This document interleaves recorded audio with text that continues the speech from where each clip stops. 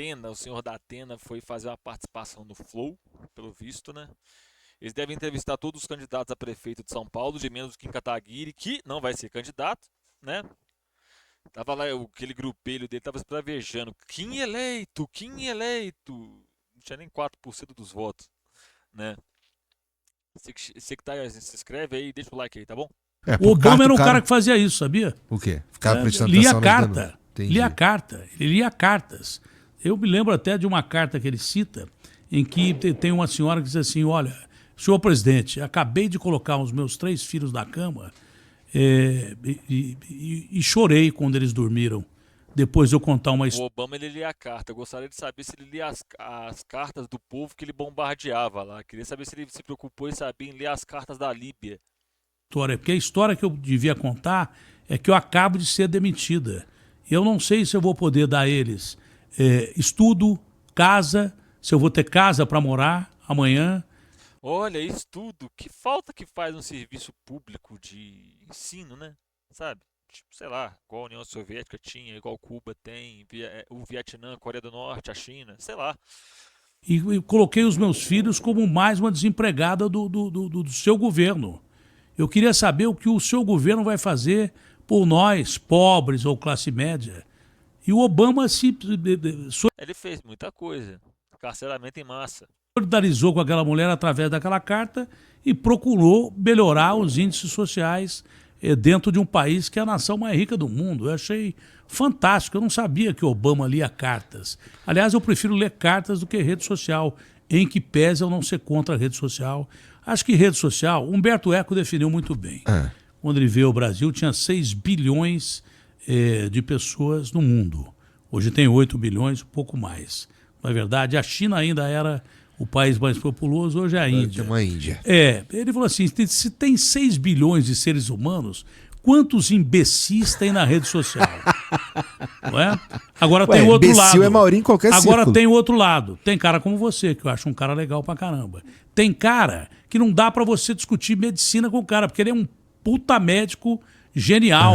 Então ele emite opinião através da rede social, que é uma opinião fantástica. Você quer melhor que o cara que pega o transporte coletivo e demora 2 horas e meia para chegar ao trabalho ou voltar do trabalho para dar opinião sobre o transporte? Que entende muito mais que a maioria de secretários que nunca pegou um ônibus. Por incrível que pareça, olha, o Datena materialista não é real e não pode te machucar. Tá aí, ó. Mas, tá. Falar isso é bonito, é a prática, cadê? Ônibus e um O cara fala isso, né, sendo candidato pelo PSDB, sabe? PSDB que faz a polícia cantar em cima nas comunidades, que faz o pau torar, se eu não me engano, na gestão Alckmin era a polícia mais violenta do Brasil, porra. trem na vida dele. Então tem pessoas... Alckmin, que é vice-presidente. Não podemos nos esquecer disso. O Alckmin que comandou a maior máquina de extermínio, né, do Brasil é vice-presidente pelo Partido Socialista Brasileiro, PSB, né? geniais na rede social. Agora tem uns canalhas que não valem absolutamente nada, né? Você ouviu falar da BIM paralela? Lembra da BIM paralela? Do gabinete do ódio e daí por diante. A BIM paralela, como é que pode? Esses caras que deveriam ser espiões contra agressões externas do Brasil, enchendo o saco em campanha política. Esses arapongas ficam te ouvindo toda hora aí. Não a maioria. Vale lembrar que boa parte dos programas de espionagem que muitos dos governos compram, eles compram de Israel, tá? Israel é pioneiro no serviço de venda de espionagem. Tomara que tire esses caras de lá e que ponham gente decente para fazer o trabalho eu quero saber aonde isso vai desembocar no surgimento do PCC. Estou tentando entender como isso vai chegar lá. Ele passou do Obama lendo carta ao povo, porra, ginástica boa, tá? De impedir que a nação seja atacada, porque espião tem em todo lugar. Não é só na televisão que tem espião. Quando eu falava que o Brasil ia ter PCC, ou coisa parecida... Isso é interessante. Quando eu falava que o Brasil ia ter Comando Vermelho, ou coisa parecida, os caras me chamavam de sensacionalistas. Eu pergunto a esses caras quem é que tinha razão. O que te deu a dica que ia rolar isso? Ah, porque Eu quero só ver. O PCC surgiu dentro da cadeia como um meio de negociar com os chefes da prisão, salve camarada, né, não os chefes, né, mas com o corpo de direção da prisão, as requisições, né, mudanças, né, melhorias e tal, pelo menos as condições básicas de vida ali, né, é aquela negociação de interesses, né, do interesse do preso com o interesse da diretoria, né, então tem muita, tipo assim, era às vezes pedindo para trocar um colchão, negociando a troca de um colchão, negociando comida, ou quando a comida vinha ruim, era o órgão que solicitava, que dialogava com o corpo diretivo da prisão, né?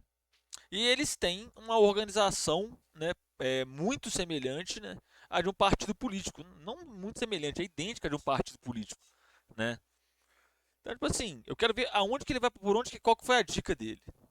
havia movimento dentro das cadeias.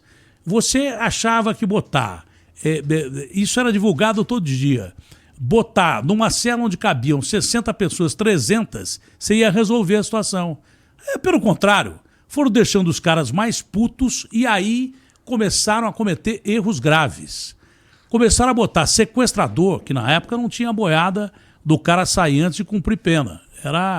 Antes do Senado brasileiro relaxar, tinha que cumprir a pena na integralidade. Começaram a botar sequestradores, chefes de grandes quadrilhas, de roubo a banco e tal, dentro das cadeias com presos comuns.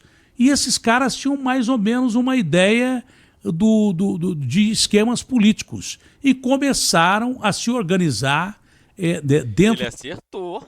Por incrível que parível, o Datena acertou. Gente, dá até um orgulho do menino Datena, vocês não acham? Dá até um orgulho do menino Datena. Das cadeias, chamando os presos, você acha justo a gente estar em 300 caras numa cela de 60? E ao invés deles provocarem mais do que além da... Eu lembro, ele fez lembrar agora,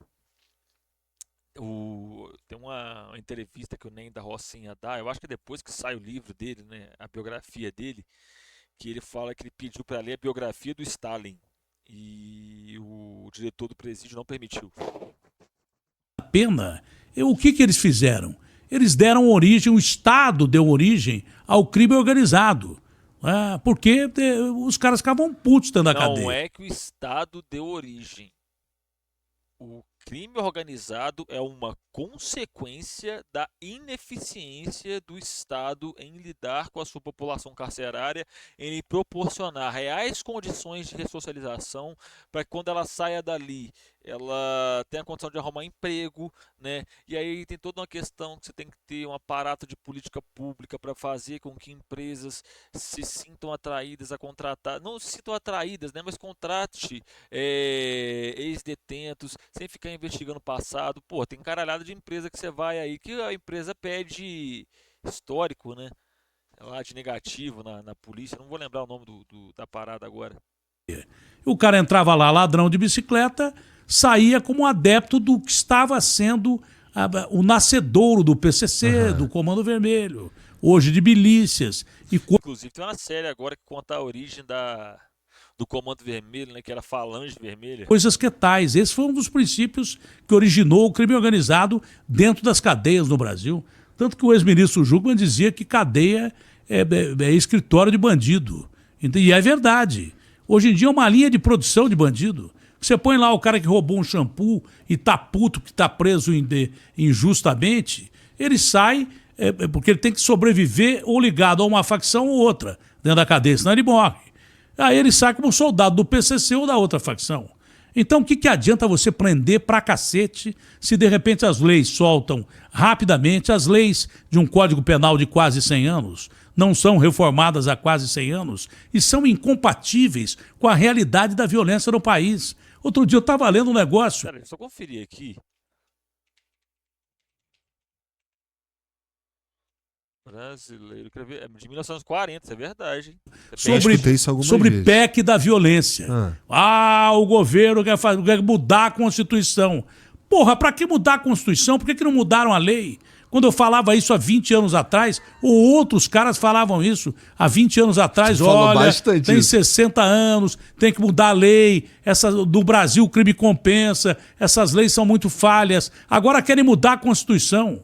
Que, aliás, a Constituição brasileira tem um grave erro de ser...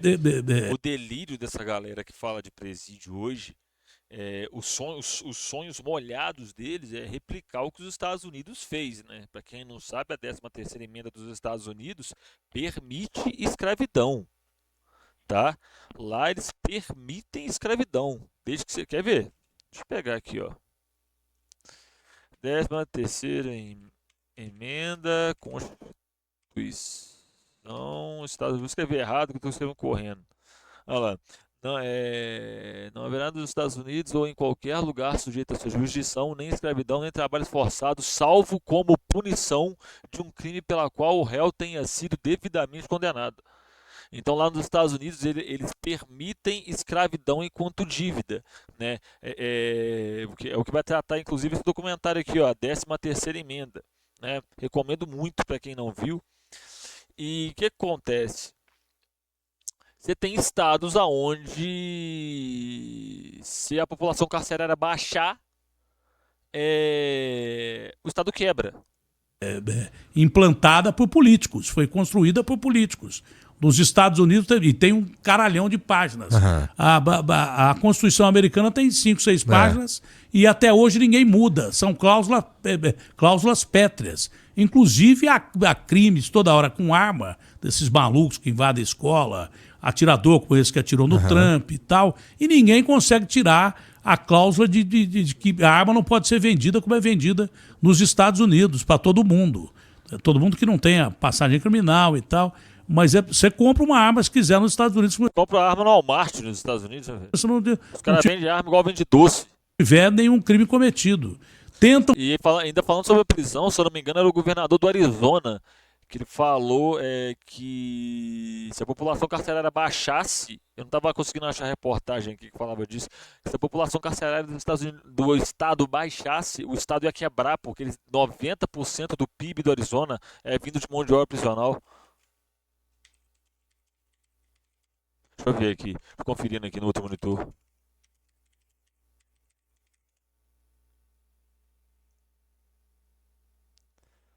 Não, achei um artigo. Tentam tirar essa cláusula, mas não sai, porque é cláusula pétrea. Foi feita por notáveis não políticos e não causuísticos. É isso aí. Não vou me estender muito não. Deixa o like aí, se inscreve aí, belezinha? Beijo no coração, até a próxima. Fui!